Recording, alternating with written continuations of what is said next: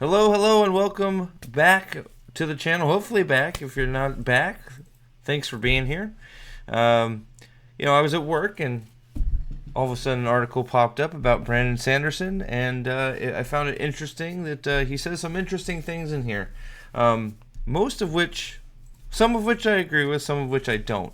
And I'll because obviously the title says he's bashing Wheel of Time, which he is. That's obviously not what I'm disagreeing with because, well, we all know. But I think he comes to some false conclusions, at least general false conclusions. And he says some things that generally make me wonder about about what an adaptation to his might look like, just based on some of his comments. Now, I know there is a full interview on Polygon. I may do another video talking about the whole interview. But here, I want to talk more about his comments about the failures that are Wheel of Time, Rings of Power, and in his estimation, fantasy adaptations, which I don't necessarily disagree with that. Most of the new fantasy adaptations have been complete failures. Last Kingdom is a streaming fantasy show that I tend to like. I know it started on the BBC, so I don't know if that counts. But we really haven't had a major good fantasy anything here lately. But let's get into this now. The site I'm choosing to go with is Winter is Coming because they picked out some of the more relevant comments to what I wanted to talk about today. The full interview is on Polygon, so I may check that out at a later date. But yeah, if you're just finding me, please hit that subscribe button, hit the like button, and maybe become a member. Some of these videos go out a little bit earlier to members. I'm making more and more content day by day, getting my shoes back on. So Sanderson criticizes modern fantasy adaptations and explains why he won't settle. So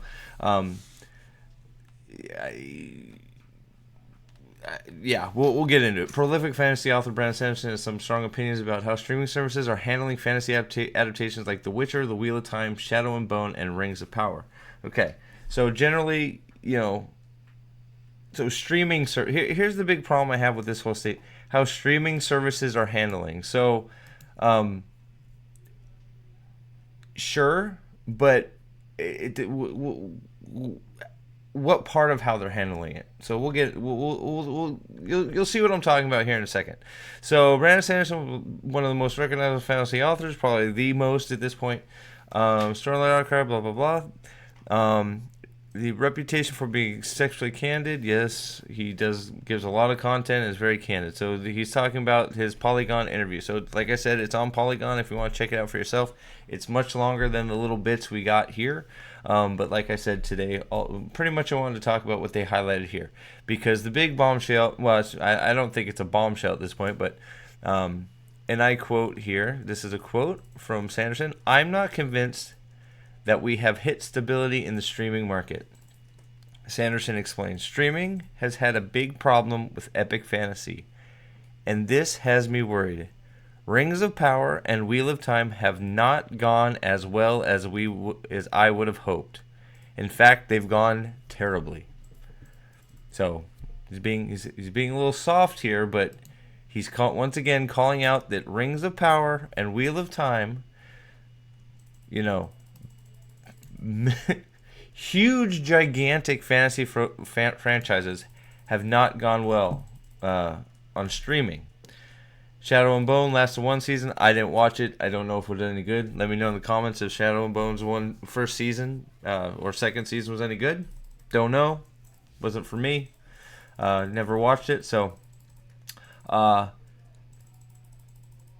only 2 seasons after a very strong first season. Streaming hasn't figured out fantasy yet. Epic fantasy yet. So, and before I'll keep going. I was gonna go into it yet, but there's still more. All I know is right now I haven't seen a really good epic fantasy film television since the early mid-season of Game of Thrones. True, $50 million per episode has not done it. It's not a matter of money they're throwing at it. The other things thing we haven't seen is any of these shows really taking off to the extent I would like with the general public. True, the general public doesn't know what Wheel of Time is. You can go into any. I would challenge most of you to go into your place of business, and if you don't talk TV or streaming with your coworkers or your friends at work, ask them if they've heard of the Wheel of Time. Nobody at my workplace has. Let's see here. Brandon Sanderson loved Arcane, obviously, because he has taste. From where I'm sitting, it's hard to argue with Sanderson's logic, blah, blah, blah. Popular fantasy, zeitgeist, that Game of Thrones, and most of them have been criticized by their fans. Thrones is issue late run, but its first 4 or so seasons were pretty much universally loved. Newcomers and television connoisseurs alike, blah, blah, blah, blah, blah. However, Sanderson does give some love to modern streaming show that you think he was looking for. There was one excellent fantasy show, Arcane, but Arcane costs so much money, and it's hard to reproduce with an IP that doesn't have legal entities behind it. Arcane, I guess, was proof that it can happen, but I want to see what shakes out. I want to see how traditional cinemas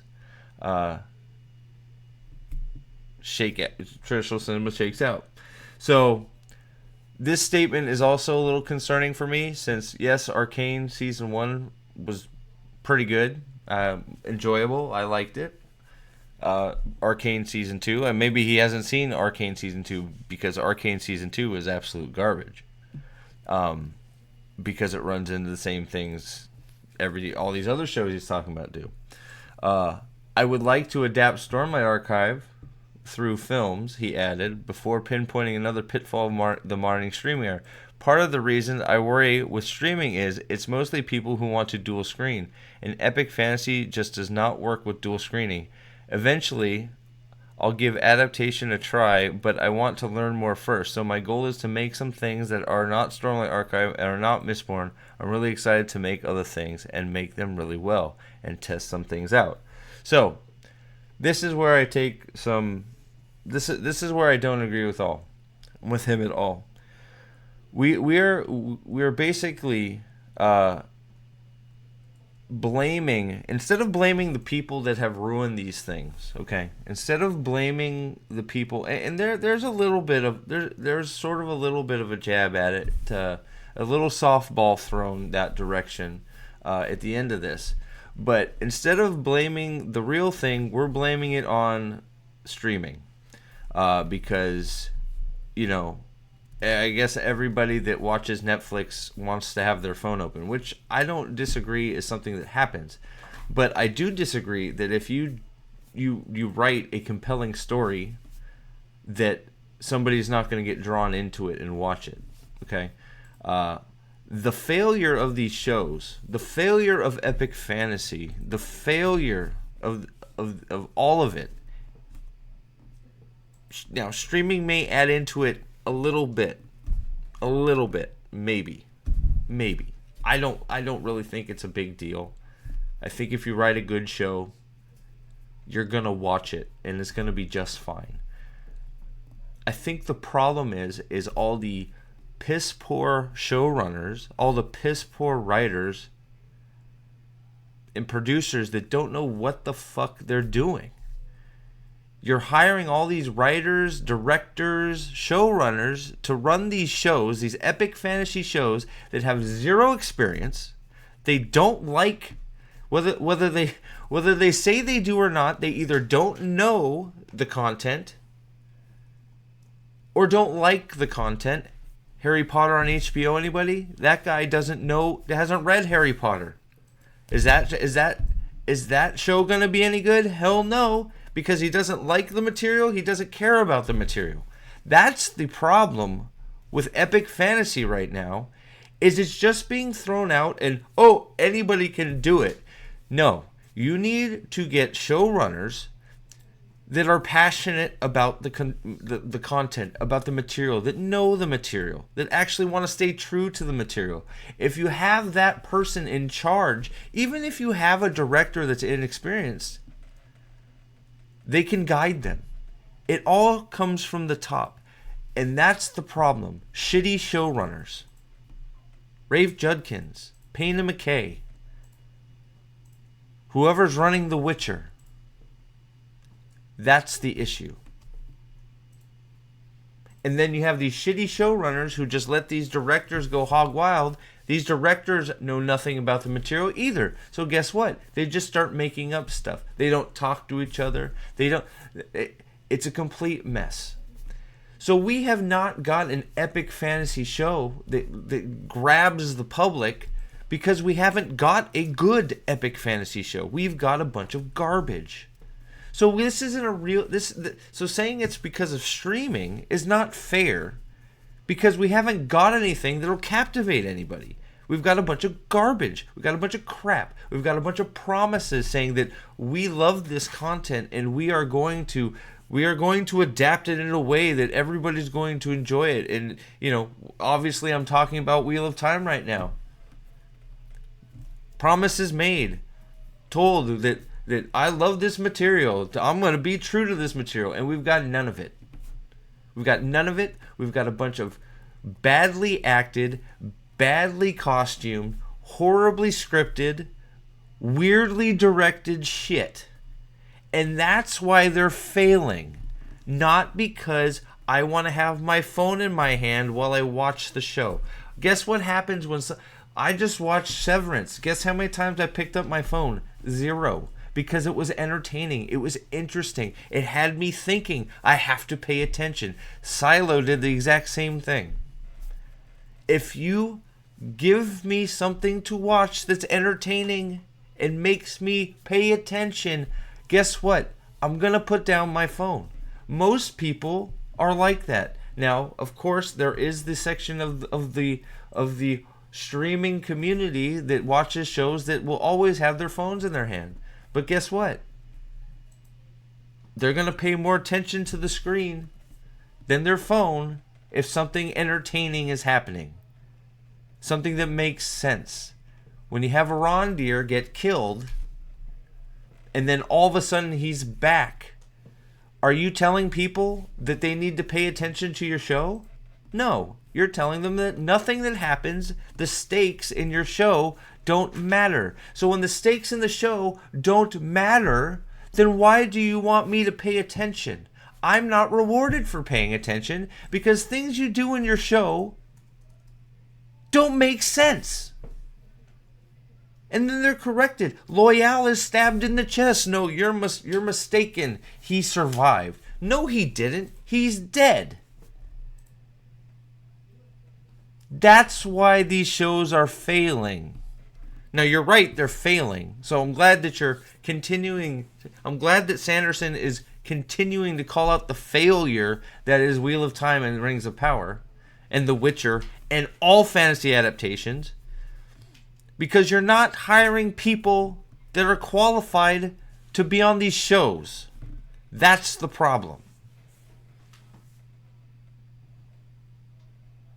Not because it's on Netflix, not because it's on Amazon Prime, not because it's on Apple, not because it's on Hulu. It's because who those people have hired to produce and make the show. That is it. Okay? Now, like I said, yeah, he wants. I think this would be horrible for Mistborn. It would look great, but it would be vapid and empty.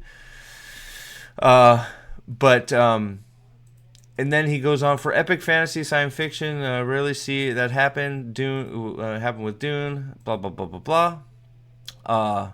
Let's see. Where does he say it here? He said, and this is where he talks about The Witcher. Okay, and this is where he sort of throws the softball at all the showrunners. Sanderson think Netflix drove Henry Cavill out of The Witcher. They didn't want to listen to him. Well, he thinks Netflix drove Henry Cavill out of Witcher. Well, I'm glad you have a pulse and your eyes are open because I think the whole fucking world knows that Netflix drove Henry Cavill out of The Witcher. Just like Amazon tried to run him out of Warhammer, and then they figured out, oh shit, fuck, that was a mistake.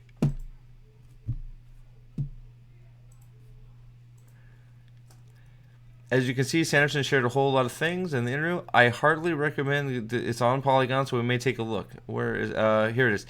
Infinite budget, make it my way. I would absolutely pick Stormlight. I would do it on one of the streaming services. So what's the problem? I thought the problem was the streaming services. With an unlimited budget and an unlimited creative control, which again, Sanderson could look. Okay, so hold on. Let me finish the quote here, and we'll get into it. With an unlimited budget and unlimited creative control, I think I could make something really good, but who knows? I mean, Rings of Power essentially had that, and then they hired two buffoons off the street that don't know the material, and then they fucking shit-canned it. Essentially had that, and it's not very good. Very good. No, it's fine. No, it's not fine. But is it the thing you want? I mean, I really think the key member of the visionary is that visionary filmmaker. Epic Fantasy has responded poorly too much to oversight from above. I think that The Witcher's problem, you had a visionary, it's Henry Cavill, and they didn't want to listen to him, so, well, there you go. So, again, he's sort of poking around the problem, so it's nice that he said it.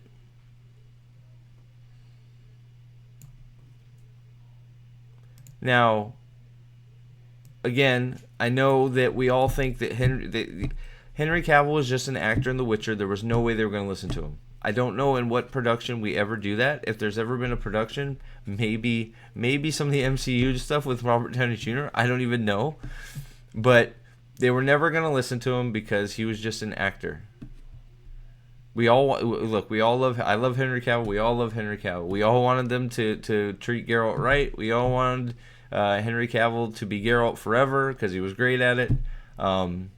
Were they ever going to listen to him, being that he's an actor on the show and not a writer or a showrunner or a director? Nah. Now, if they put him in charge, like it sounds like they're doing with Warhammer, so maybe there's hope for Warhammer. There you go. But it comes from the top.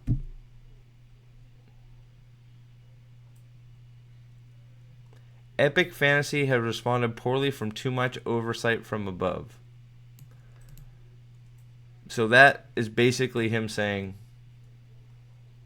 without saying, they're picking shitty people to run the shit.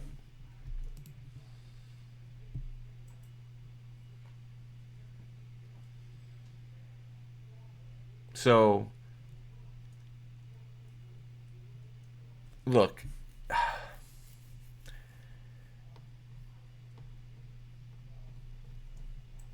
Look, it's one of those.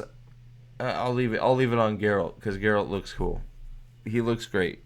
Henry Cavill, probably one of the greatest actors of our time. Poor guy should be in every show ever made. We'll just say.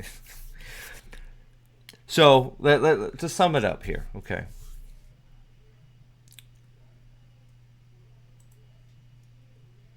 He beats around the bush a little bit. I will admit. He does touch on it slightly, okay? Very slightly. But I feel like most of this interview, when it comes to talking about the failure that is Epic Fantasy, is being blamed on streaming services and not the people making Epic Fantasy. Now, has he like I said, he touched on a little bit, but, you know, that should be... That is the crux of the whole issue. I don't think streaming services have anything to do with it. Especially, I don't think he does. Like, I just don't think he wants to out all these people. He just said that he'd put Stormlight Archive on a streaming service if he could, if he had an unlimited budget. Which, again, not to go off on a rant, he could have done. He probably still could have done. Even with the debacle and the tragedy that Wind and Truth is, Stormlight 5 is just abysmal. And I want to talk about that with here soon on another video about the effect that it's had on the Cosmere as a whole in Stormlight Archive. So look forward to that. That'll probably be released to members only a day or two early. So think about becoming a member if you're interested in hearing about more about Stormlight Archive and Wind and Truth. But he's the kickstarting champ. Okay, he is. I don't believe for a second at this point, with the way he was printing money and probably still is printing money, that if he wanted to, he could just make his own studio. Now it would be a startup studio, and you know what? He would have to get his feet wet, hire people, probably make some other like just follow his plan, but under his own Dragon Steel Studios, kickstarted by you fans. You all own a piece of Dragon Steel Studios. And then make some of your lesser projects to get your feet wet, and then dive right into Stormlight Archive or Mistborn or whatever. He could do it himself. There's no reason he couldn't. I don't know why he doesn't. Maybe he doesn't have the time. Maybe he doesn't have someone he trusts to do it. Maybe which is completely possible, seeing as what happened with Book 5 of the Stormlight Archive. So I don't know what the hesitation is to just try and go it on his own. But obviously he doesn't want to do that. Maybe he just doesn't think it's going to work out. But I think with the creative control he wants to keep on his properties, with his IPs, he should look into it. That's what he should be doing. Now, is it going to be expensive? Sure. But if you write again, just look, and I know everyone wants to say we have superhero fatigue. I still think it's bullshit. We have shitty movie fatigue, okay? Because Daredevil looks great. I hope it's great. We'll see. The Daredevil trailer looked awesome. I don't believe in superhero fatigue. I believe in shit movie fatigue, okay? I don't believe in Star Wars fatigue. I believe in shit Star Wars fatigue. Okay, give us a good story. Give us a good-looking show. Something that's smart. We will watch it, and we will pay for it, and you will be rich. So yeah, would it be expensive? But when you make $1 billion because you've actually done what you should do with Stormlight Archive, Way of Kings, and Kaladin Stormblessed as being Kaladin Stormblessed, not Kaladin the frickin' therapist, and you make baskets of money, you're going to be thinking, wow, we should have done this sooner. I don't know. Agree with me, disagree with me. It's all good. Just my thoughts. It's nice to see at least he's speaking out a little bit. It's still a little bit nice for me. I wish we'd go in a little harder, but we know that's not going to happen. But it's leaking out a little bit that the more and more we talk to get some real opinions from some of these people, that these shows are complete failures. And it's not a big mystery to those of us who are paying attention. It's not because of anything other than a failure of command. Showrunners of these shows don't belong there. They're terrible. They're posers. Thank God Rafe Junkins is off God of War. Thanks for being here. Please hit the like button on the way out. Subscribe if you haven't. And since I haven't said it in a while, all hail the Lord Dragon. We'll see you on the next one, guys.